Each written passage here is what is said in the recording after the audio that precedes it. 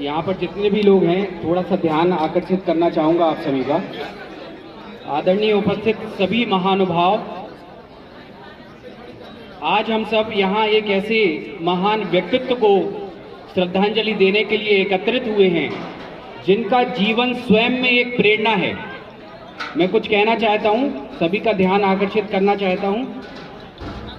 हमारे आदरणीय श्री शिखर चंद्र जी दादाजी, मुझे व्यक्तिगत रूप से यह सौभाग्य प्राप्त हुआ था कि मैं दादाजी के संपर्क में आया, उनकी फिजियोथेरेपी करने का अवसर मिला और इस दौरान मैंने उनसे बहुत कुछ सीखा जो शायद पुस्तकों से भी नहीं मिलता। क्या बात है। उनकी बातें, उनका जीवन दर्शन, जो पीछे लोग हैं उनसे भी मैं चाहूंगा कि थोड़ा सा 5 मिनट का समय दें। आज का समय बड़ा महत्वपूर्ण है। उनकी बातें, उनका जीवन दर्शन, उनकी ऊर्जा और उनकी आनंदमयी मुस्कान आज भी हमारे मन में ताजा है। दादाजी हमेशा कहा करते थे कि यदि हम आनंद में रहेंगे तो जीवन आसान लगेगा, यदि हम आनंद में लगेंगे तो जीवन आसान लगेगा, धरती छोटी लगेगी। बहुत बढ़िया। और यदि मन में तनाव पालेंगे तो हर दिन भारी लगेगा, जैसे हम बोझ ढो रहे हो। उनका जीवन इसी आनंद का एक जीवंत उदाहरण था।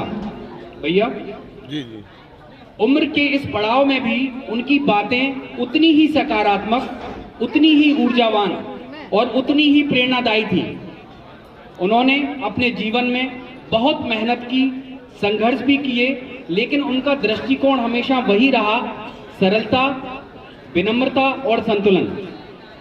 उन्होंने व्यापार में न केवल नाम कमाया बल्कि पूरे हिंदुस्तान में बीड़ी पत्ती व्यापारियों के बीच अपनी एक अलग पहचान बनाई।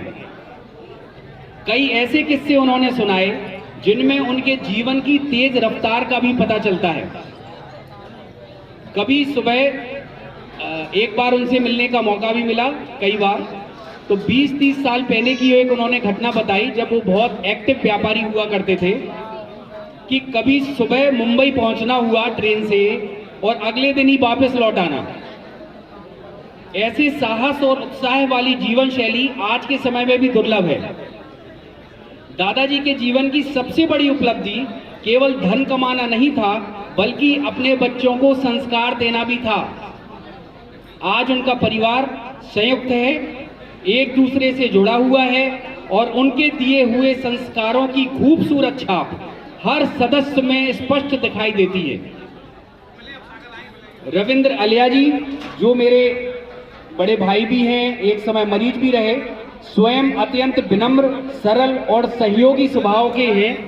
मैंने उनसे एक बात सीखी कि सच्चा इंसान वही है जो दूसरों के जीवन में सहयोग बनकर खड़ा है, और यह गुण उनमें उनके पिता की ही देन है।